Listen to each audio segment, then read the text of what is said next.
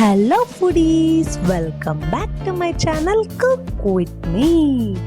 Hi అండి. ఈరోజు వచ్చేసి నేను నార్మల్గా మనం ఎప్పుడు బిర్యానీ అనగానే నాన్ వెజ్ బిర్యానీ అనేది గుర్తొచ్చేస్తుంది. సో పాపం వెజిటేరియన్ వాళ్ళు ఏం చేయాలి మరి?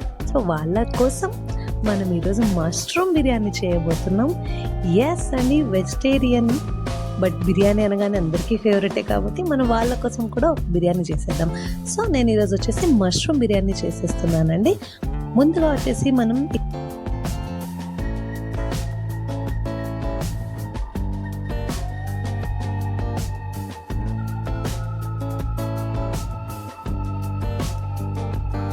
ఇక్కడ నేను బటన్ మష్రూమ్స్ తీసుకుంటున్నానండి. ఒక ప్యాకెట్ తీసుకున్నాను. ఇవి వచ్చేసి మనం ఆ రోజే తెచ్చుకుని ఆ రోజే చేసామంటే కనుక చాలా ఫ్రెష్గా ఉంటాయి.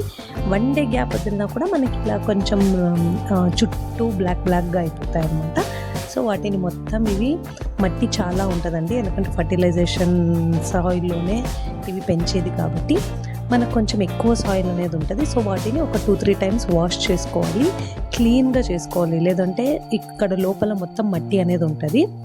సో అందుకని మనకు అయినంతగా ఒక 2-3 వాషెస్ చేసుకున్నామంటే మనకు అప్పుడు ఓకే ఫ్రెష్ అయినాయి అనిపించేంత వరకు మీరు వాష్ చేసుకుంటే బెటర్. బట్ నాకు వచ్చేసి ఇక్కడ పైన రెడ్ మార్క్స్ ఉన్నాయి కదండి, మీకు అవి ఎలా ఈజీగా రిమూవ్ చేసుకోవాలో నేను ఇప్పుడు చూపించబోతున్నా. ఫస్ట్ వచ్చేసి నేను ఒకసారి ఒక వాష్ చేసేసుకుని మరి వాటర్ చేంజ్ చేసేసుకుని మరి ఇంకొక 2 టైమ్స్ వాష్ చేసుకుంటున్నాను.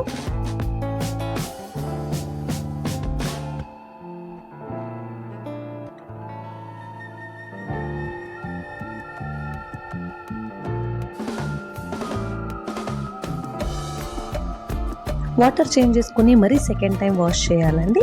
సో వీటన్నింటిని వేసుకొని దీనికి మరీ అంతగా మట్టి లేదు, సో అందుకని నేను 2 టైమ్స్ వాష్ చేసుకుంటున్నా. చూడండి, సెకండ్ టైంకే మనకు ఒక్క ఇది కూడా లేదు మట్టిది. సో ఇక్కడ చూస్తున్నారు కదా, నేను చూపిస్తున్నా. మనకి యాక్చువల్గా ఇవి క్రీమ్ కలర్లో ఉంటాయి ఆ రోజే ఫ్రెష్గా చేసుకున్నామంటే.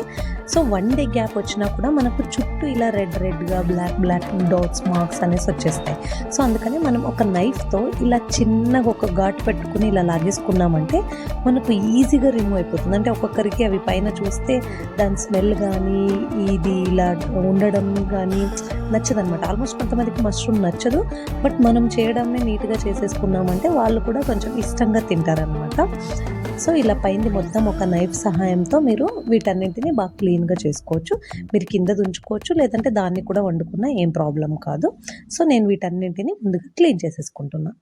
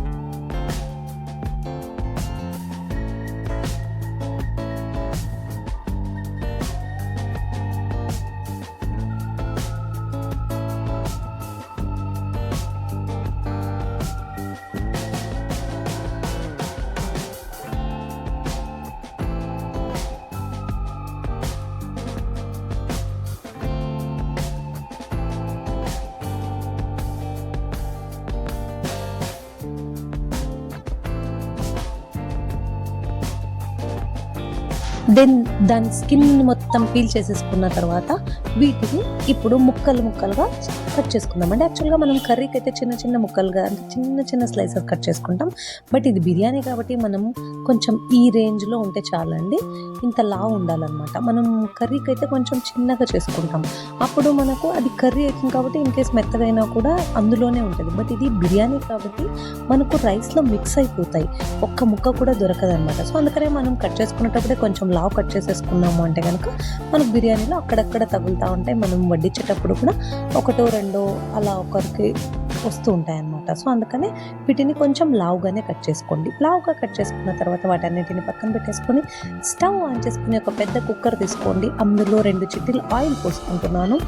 ఆయిల్ వేడెక్కిన తర్వాత మనకు బిర్యానీ స్పైసెస్ అండి ఇవన్నీ. సో మీకు అన్నీ తెలుసు, బిర్యానీకి వేసే ఐటమ్స్ అంటే కనుక ఇస్తారు. సో వాటన్నిటిని వేసుకొని ఒక పెద్ద ఉల్లిపాయని చిన్న చిన్న ముక్కలుగా కట్ చేసుకొని ఇందులోనే వేసుకోండి.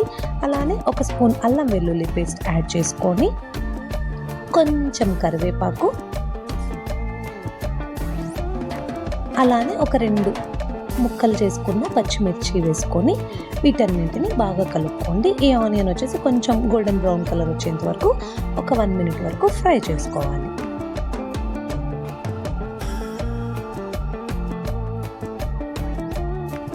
ఇలా ఫ్రై చేసుకున్న ఆనియన్లోకి మనం ఒక పెద్ద టొమాటో లేదా 2 టొమాటోలని చిన్న చిన్న ముక్కలుగా కట్ చేసుకొని ఆ టొమాటో ముక్కల్ని కూడా ఇందులోనే వేసుకొని బాగా కలుపుకోవాలి. ఆ టొమాటో మొత్తం మెత్తగా అయ్యేంత వరకు ఉడికించుకోవాలి.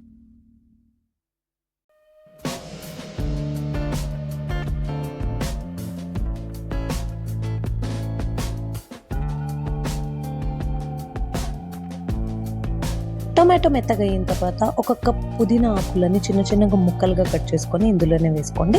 మనకు ఒక గుప్పెడన్ని పుదీనా ఆకులు తీసుకుంటే మీకు అది కప్ అవుతుంది. సో వీటన్నింటిని తీసుకొని బాగా వాష్ చేసుకొని చిన్న చిన్న ముక్కలకు కట్ చేసుకొని ఇందులో వేసుకోండి. అలానే 1 స్పూన్ కారం, రుచికి తగినంత ఉప్పు, 1/2 స్పూన్ పసుపు వేసుకొని వీటన్నింటిని బాగా కలుపుకొని ఒక 1 మినిట్ వరకు ఫ్రై చేసుకోవాలి.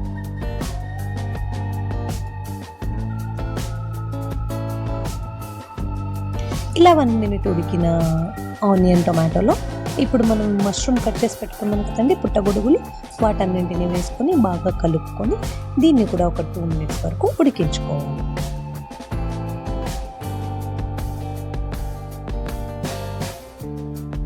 పుట్టగొడుగులు 2 నిమిషాలు ఉడికిన తర్వాత 1 spoon chicken masala, 1/2 spoon garam masala,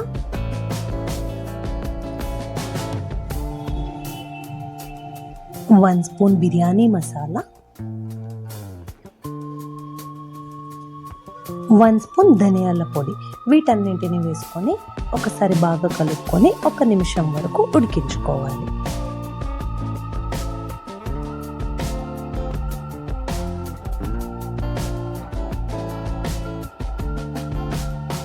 ఈ మసాలాలన్నీ ఉడికిన తర్వాత నేను వచ్చేసండి ఈ గ్లాస్తో 1.5 గ్లాస్ ఆఫ్ రైస్ తీసుకుని నానబెట్టుకున్నాను.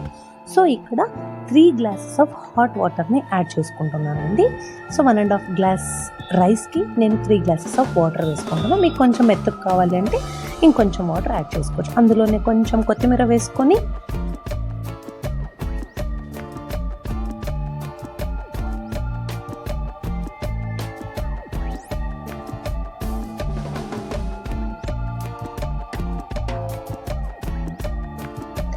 ఇప్పుడు 1.5 గ్లాస్ రైస్కి నేను వచ్చేసి 3 గ్లాసెస్ వాటర్ యాడ్ చేసుకున్నాను కదండి.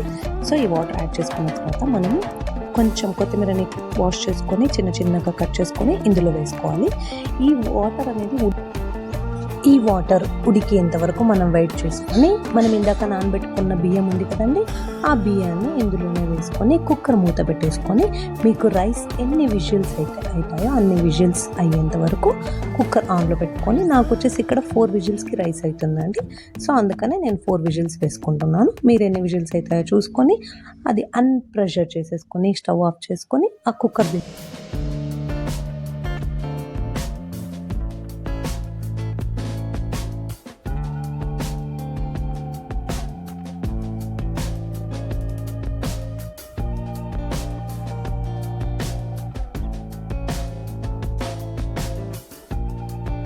చేసుకున్నారు అంటే ఒక్కసారి చూసారంటే మీకు రెడీ వెజ్ మష్రూమ్ బిర్యానీ అండి.